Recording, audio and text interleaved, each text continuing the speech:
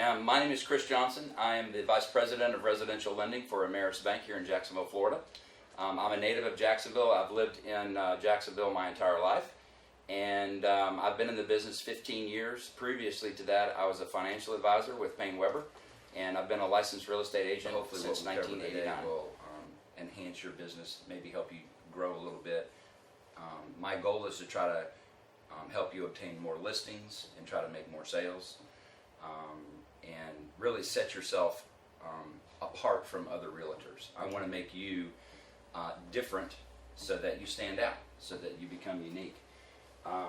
So one of the things we're going to talk about today is things you can do that are going to make you more sales, make you more money, and certainly make you more referrals. That's the key to having your successful business.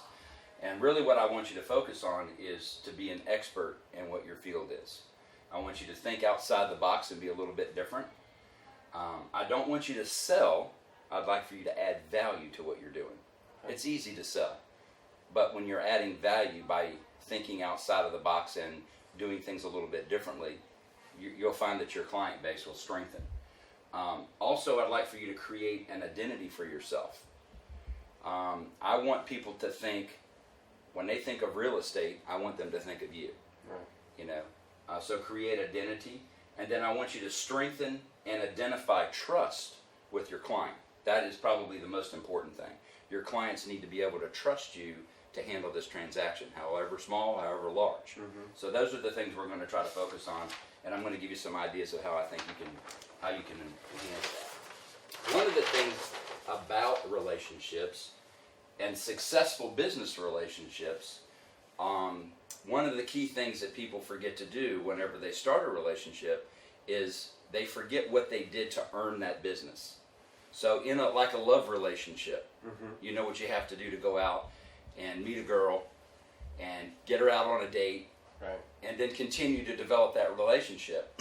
Where relationships fail is not doing what you did in the very beginning, in the middle, and toward the end, or in the future as you continue to develop. So one of the most important things that I think you can do in any relationship, especially a business relationship, is you must do what you did in the beginning to earn that relationship throughout the process. Right. And if you stop doing that, then your relationship's going to go away. So just kind of keep that in mind. A little fun analogy there.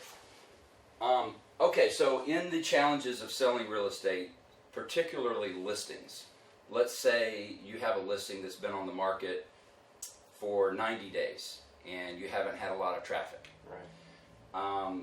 One of the things that most realtors do after they do their competitive market analysis is they look at what's recently sold in the neighborhood.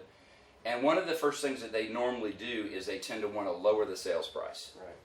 They think their price point's too high, so they lower the sales price to try to gain more traffic. So I would challenge you to think about this idea before you lower your sales price. Let's say, for example, you have a home that's selling for $250,000, and the customer, the buyer, or the seller rather, is thinking of trying to lower the sales price. Rather than do that, if you're looking at a traditional finance loan at 80% loan to value, you have a loan amount of $200,000. Okay? Now, on a sale with the $250,000 sales price, the total commission on that whole sale is 6%, which is $15,000. Okay? The payment on a $200,000 loan is $983 and some change at 4.25%. Okay? So if you were to lower your sales price 3% of $250,000 to $242,500, you've basically lowered it $7,500. Okay? Now, rather than lower the price $7,500, if you keep the sales price the same, you can give that $7,500 to your buyer. Okay? Now, by doing so, you have just reduced the amount of cash to close by $7,500. Okay? Also, if you calculate the payment at $242,500 at 80% loan to value with a loan amount of $194,000, you got a payment of $954.36. That's only a difference of $29.52. Right. So if you lower the sales price, you're really only lowering your customer's payment by $29. Yeah. Okay? So rather than try to lower the sales price, give this money away, leverage it in a different way. How would you do that? So basically what you would want to do is leave the sales price at $250, Right. give the funds away to your buyer, or advertise in your listing that the sellers are willing to pay up to 3% of your closing costs, your prepaids, and your discount points. Okay? Okay. Now that creates a little bit of a different scenario. When you do that, what happens is it allows the customer to take part of these funds and buy their interest rate down at the seller's expense. Okay. Okay?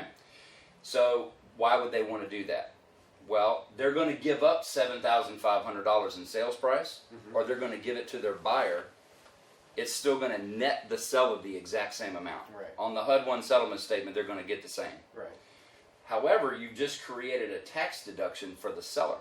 So let's say the seller owns this home over 2 years and they have no capital gains tax. Okay? By allowing them to pay $7,500 of the buyer's closing costs, they just created a tax deduction for themselves. Okay. Because most, if not all, of that money that they've paid on the buyer's side is tax deductible. Right. Okay? Especially when it comes to discount points. So what happens is that, let's say the buyer's closing costs are only $3,500, okay? But there's $7,500 on the table. The difference of what their closing costs are and the leftover funds, you use that to apply to discount points. Now, Okay. why would you want to do that? Because if you apply it to discount points, it lowers the interest rate, which lowers the payment, Mm-hmm. which lowers the income requirement for that person to qualify. Right. If you lower the sales price, the income requirement is not going to really change that much. Why? Because the payment difference between those two is only $29. If you lower the interest rate a half a point, that's a $129 difference. Right. Okay? So now it takes less income to qualify. Right. So in the beginning you have this many buyers. If you use seller contributions to give to your buyer to lower the payment, now you got that many buyers. Right. You follow me? So you've just widened your flask a little bit so that you have more potential people coming to you. Now, if you get a buyer that comes to you and says, you know, I've got plenty of cash, I really don't need the $7,500, I'll just take the sales price reduction. That's fine. Right. You still sold your house. Right. Right. But if you advertise it in that way, it just has a different perception and it will gain the interest of more potential buyers, because one of the biggest reasons people can't afford to buy a home is because they don't have enough cash. Right.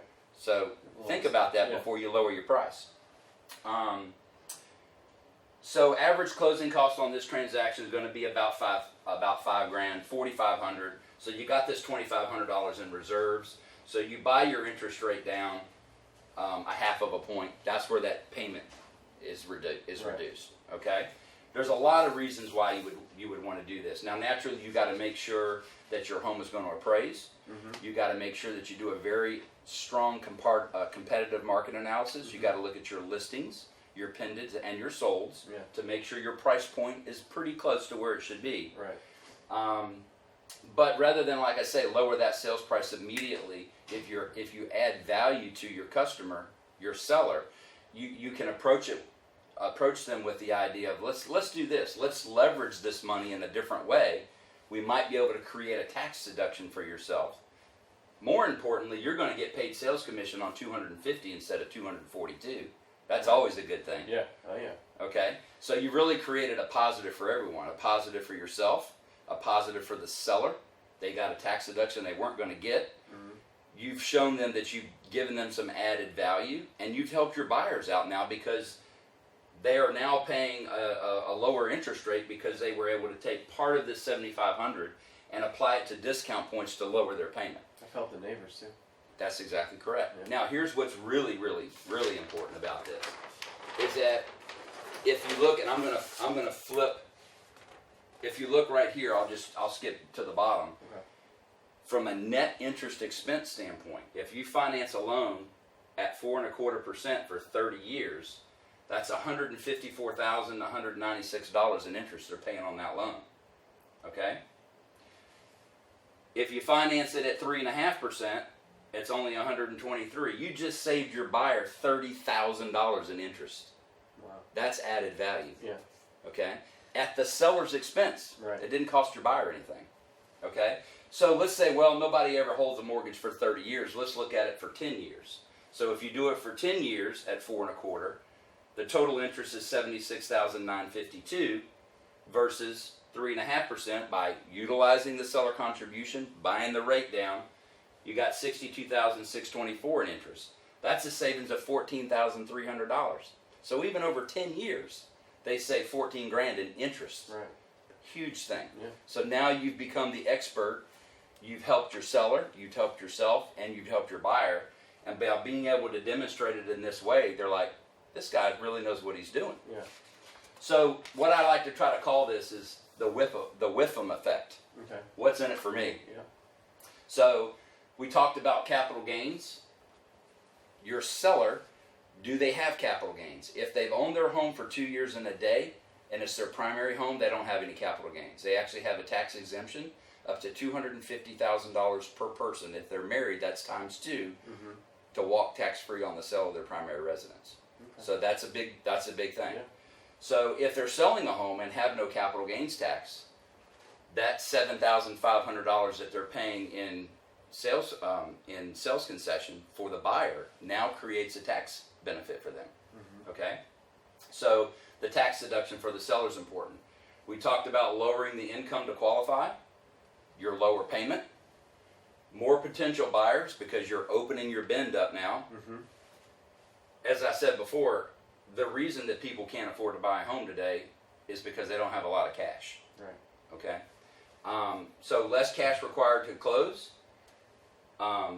You're leveraging your seller contributions by, rather than just lowering the price, you've applied that money in a different way to help the transaction a little, along the way. And then we talked about your net interest expense. So this is just one of the ideas that I'd like to share with you, just to kind of get you going to think a little bit outside the box as to how you can become the expert in your field. By using Ameris Bank is our office facilities. My office is right here. You have access to the conference room. Okay. If you ever need to meet a client to do a listing appointment, you want to review a CMA with them, whatever, you're welcome to come here and use the office, Okay. to do that as well. Why doesn't this happen all the time? Because most realtors don't think about it. I have found that not all, but some realtors,